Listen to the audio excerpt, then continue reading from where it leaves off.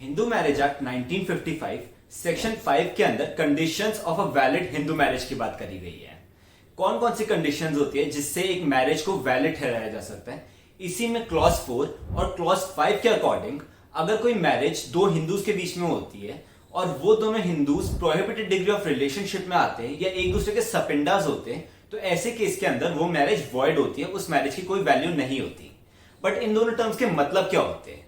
Hello everyone, welcome back to Juris Legal Chambers. I am Vansh Nagpal and in today's session we will discuss prohibited degrees of relationship and subpinda relationship under Hindu Marriage Act 1955. आप इस video को and तक देखिए and I can assure you कि इन दोनों ही terms के मतलब को और इन दोनों टर्म्स के डिफरेंस को आप अपनी लाइफ में दोबारा कभी नहीं भूलेंगे। So let's begin the session.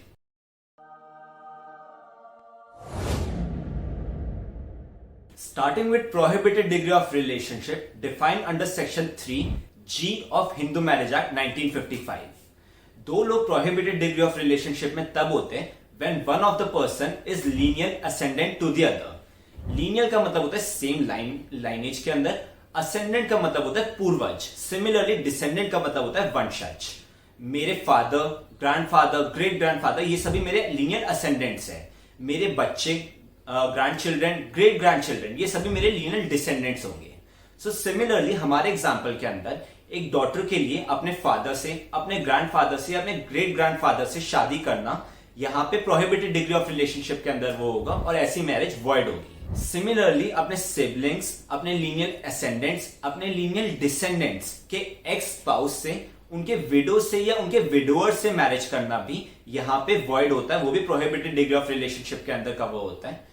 For example अपने ब्रदर की एक्स वाइफ से शादी करना प्रोहिबिटेड डिग्री ऑफ रिलेशनशिप के अंदर आता है, ऐसी मैरिज स्टार्टिंग से वॉइड होती है। एंड द थर्ड इज कोई भी इंसान जो आपके क्लोज प्रॉक्सिमिटी में होता है, फॉर एग्जाम्पल सिबलिंग्स का रिलेशनशिप हो गया, ब्रदर सिस्टर का रिलेशनशिप, या फिर जैसे आंट नेफ्यू, अंकल नीस, या फिर कोई फर्स्ट कजन से शादी कर रहा है, तो ये सभी रिलेशनशिप अपने क्लोज प्रॉक्सिमिटीज के अंदर होते हैं और ये प्रोहिबिटेड डिग्री के अंदर फॉल करते हैं।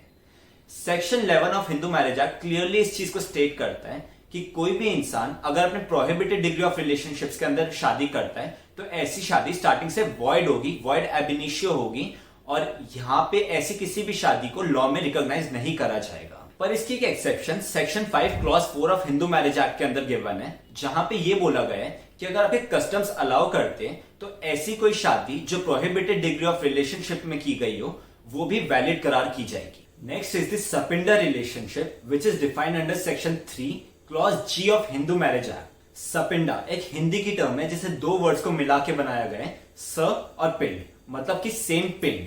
वैसे तो पिंड को जब हम पंजाबी मूवीज देखते हैं तो वहां पे विलेज को रेफर करने के लिए बोला गया जाता है, जैसे कि ये मेरे पिंड का ही है। बट अगर हम यहाँ पे हिंदू मैरिज एक्ट के कंटेक्स्ट में समझे तो पिंड का मतलब फैमिली होता है। कोई भी इंसान जो सेम फैमिली का होता है वो आपस में शादी नहीं कर सकता।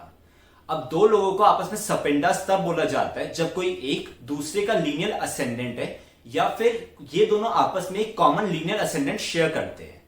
अब इस तरीके से तो हम सारे ही किसी एक इंसान के बच्चे हैं, तो हमारे तो सारे फादर्स अल्टीमेटली सेम ही होंगे, फोर फादर्स। तो यहाँ पे हिंदू मैरिज एक्ट के अंदर लिमिट ऑफ सपिंडा रिलेशनशिप तय करी जाती है कि इतने जनरेशंस तक अगर कोई सेम लीनियल असेंडेंट होता है तो यहाँ पे शादी नहीं हो सकती।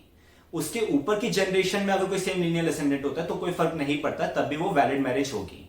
तो यहाँ पे हिंदू मैरिज एक्ट के अंदर फादर की साइड पे including the concern person 5 generation होती है जहां पे कोई कॉमन लीनियल असेंडेंट नहीं होना चाहिए, और मदर की साइड पे 3 जनरेशन तक होता है इंक्लूडिंग द कंसर्न पर्सन। इसे ज्यादा अच्छे से समझने के लिए इस चार्ट को समझते हैं।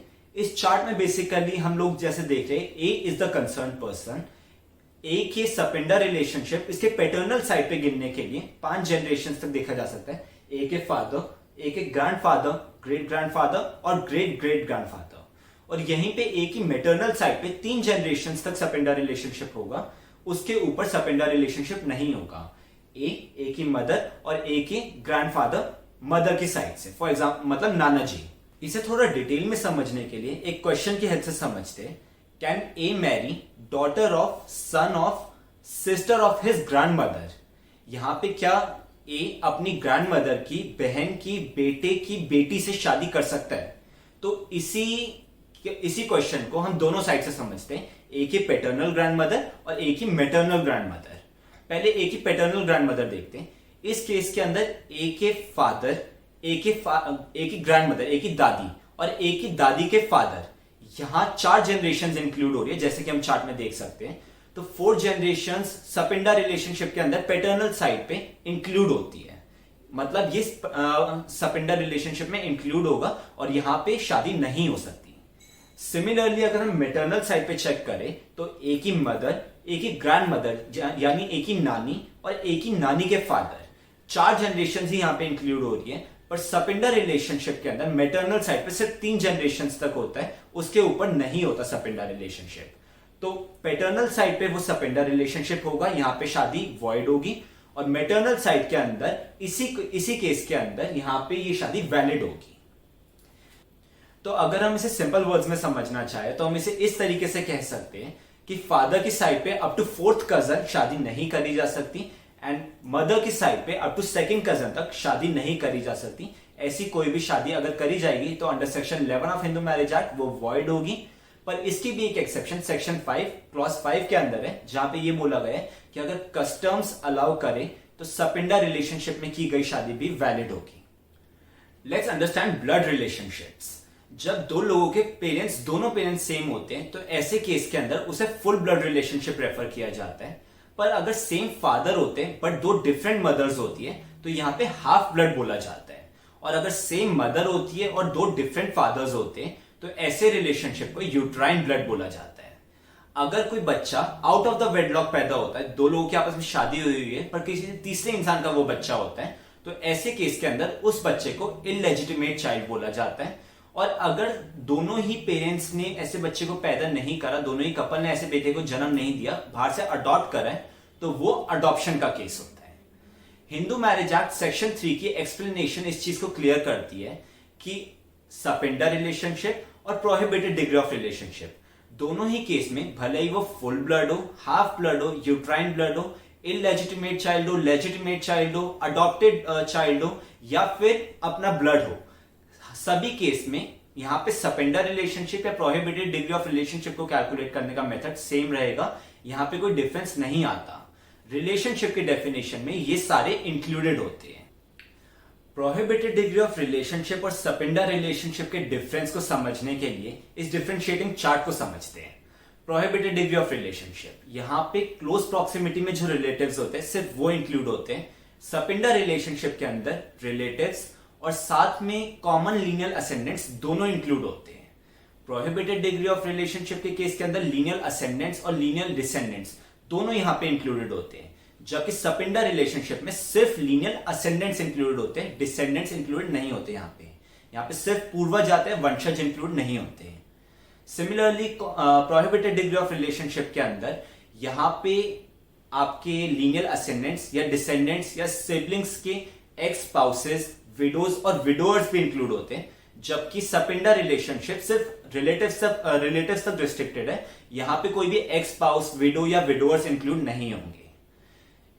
प्रोहिबिटेड डिग्री ऑफ रिलेशनशिप का ज्यादा वाइड स्कोप होता है, यहां पे सपिंडा रिलेशनशिप का कंपैरेटिवली नैरो स्कोप होता है।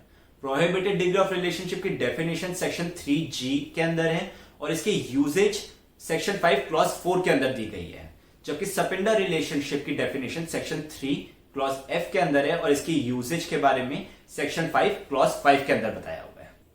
अगर किसी इंसान के कस्टम्स अलाउ नहीं करते और वो हिंदू होते हुए भी प्रोहिबिटेड डिग्री ऑफ रिलेशनशिप के अंदर या सपिंडा रिलेशनशिप के अंदर कोई शादी कर लेता है, तो ऐसे केस के अंदर ना वो शादी सिर्फ वॉइड होती है, बल्कि section 18 clause B of Hindu marriage act 1955 के अकॉर्डिंग ऐसी शादी करना एक पीनल ऑफेंस होता है। ऐसी शादी करने पे ऐसे इंसानों को या फिर ऐसी पार्टीज को यहां पे 1 महीने तक की सिंपल इंप्रिजनमेंट की सजा हो सकती है या 1000 रुपए की फाइन की सजा हो सकती है या दोनों सजाएं हो सकती है। So that's it for today. I hope ये वीडियो आपके लिए हेल्पफुल रही होगी। प्रोहिबिटेड डिग्री ऑफ रिलेशनशिप या सपिंडा रिलेशनशिप से रिलेटेड आपके कोई भी डाउट्स आप मुझसे नीचे कमेंट सेक्शन में पूछ सकते हैं। अगर आपने चैनल को अब तक सब्सक्राइब नहीं करा, सब्सक्राइब जरूर कर लीजिए, साथ में बेल आइकन भी दबाइए। वीडियो अगर आपको पसंद आई इसे लाइक करिए, कमेंट करिए और साथ में शेयर करिए। Thank you so much. All the best. Keep studying. See you in next session.